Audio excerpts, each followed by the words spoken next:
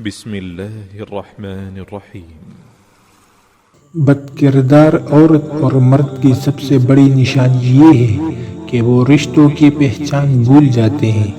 ایک روز ایک شوہر جب باہر سے اپنے گھر میں داخل ہوا تو دیکھتا ہے کہ اس کی بیوی زار قطار رو رہی ہے۔ رونے کا جب سبب دریافت کیا تو بیوی کہنے لگی، ہمارے گھر کے پیڑ پر بیٹھنے والے پرندے بسا اوقات مجھے بلا شرعی حجاب اور بغیر پردے کے دیکھتے ہیں، تو مجھے ڈر لگتا ہے کہ کہیں اس میں اللہ کی مصیبت اور گناہ کا ارتکاب نہ ہوتا ہو، جس کا اگر مجھے ایک دن اللہ کے سامنے حساب دینا پڑ گیا تو میں کیا جواب دوں گی۔ بس یہی سوچ اور اسی خوف میں رو رہی ہوں۔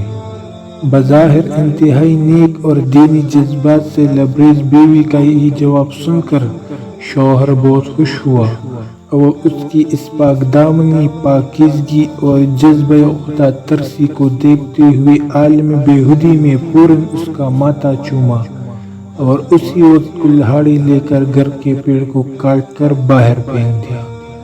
اس واقعہ کے ایک ہی ہفتہ بعد ایک روز وہ شوہر اپنے کام سے جلدی فارغ ہو کر اپنے نارمل وقت سے کچھ پہلے ہی گھر آ گیا تو کیا دیکھتا ہے کہ اس کی وہی پارسا بیوی اپنے عاشق کے باہوں میں لپٹی ہوئی سو رہی ہے۔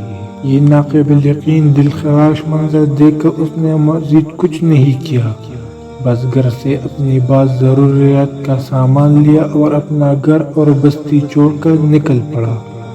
وہ چلتے چلتے ایک دوسرے شہر تک پہنچ گیا جو بادشاہی وقت کا اپنا شہر تھا۔ وہاں دیکھا کہ امیر شہر کے محل کے ارد گرد کافی لوگ جمع ہیں۔ یہ منظر دیکھ کر جب اس نے اس بھیڑ کا سبب پوچھا تو لوگوں نے بتایا کہ بادشاہ سلامت کی تجوری چوری ہو گئی ہے۔ اسی دوران اس بھیڑ سے ایک ایسے شخص کا گزر ہوا جو پورے پیر کی بجائے صرف اپنی انگلیوں کے اطراف کے بل بہت سنبھل اور بچا کر انتہائی احتیاط سے چل رہا تھا۔ اس آدمی نے جب اس شخص کے بارے میں پوچھا کہ یہ صاحب کون ہے تو لوگوں نے بتایا کہ اس شہر کے دینی گرو، مذہبی پیشوا اور شیخ صاحب ہے، جو اپنی انگلیوں کے بل محض اس لیے چلتے ہیں تاکہ ان کے پاؤں کے نیچے کوئی چین کی آ کر کہیں دب نہ جائے اور اس کی موت ہو جائے اور اس طرح وہ ناحق قتل نفس کے عظیم گناہ کے مرتکب نہ ٹھہر جائیں۔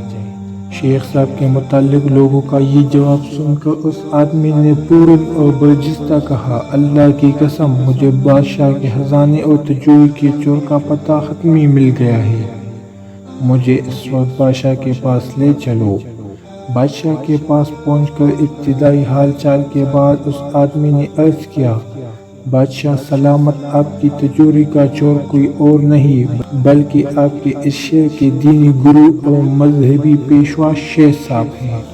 یہ سن کر بادشاہ کو سخت حیرت و تعجب ہوا، جس پر وہ آدمی مزید یقین دہانی کراتے ہوئے کہنے لگا کہ اگر مجھے اس الزام میں جھوٹا پایا جائے تو میرا خون معاف، اور اگر اس الزام کے بدلے میری گردن بھی اڑا دی جائے تو بھی میں اس کے لیے مکمل طور پر تیار ہوں۔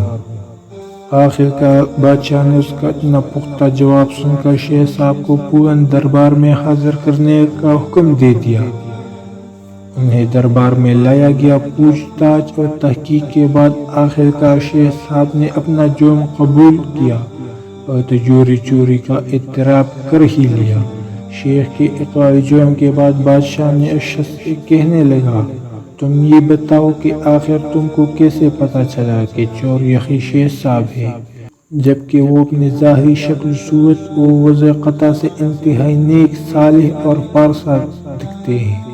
بادشاہ کے اس سوال کا جو قیمتی جواب اس آدمی نے اپنے سابقہ تجربات کی روشنی میں دیا، وہ جواب یہ تھا کہ جب بھی اظہار پارسائی میں مبالغہ آرائی ہو رہی ہو اور جہاں بھی نیکی اور فضائل کے بیان میں حد سے زیادہ دکھاوا نظر آئے تو آپ فوراً سمجھ لیں کہ وہاں ضرور کسی بڑے جرم اور گناہ کو چھپانے کی کوشش ہو رہی ہے۔ سچ ہے کہ صرف لباس پارسائی سے شرافت آ نہیں سکتی، شرافت نفس میں ہوگی تو انسان فارسا ہوگا۔ کردار کو کپڑوں میں چھپا رکھا ہے تو نے، کپڑوں کی طرح تو تیرا کردار نہیں ہے۔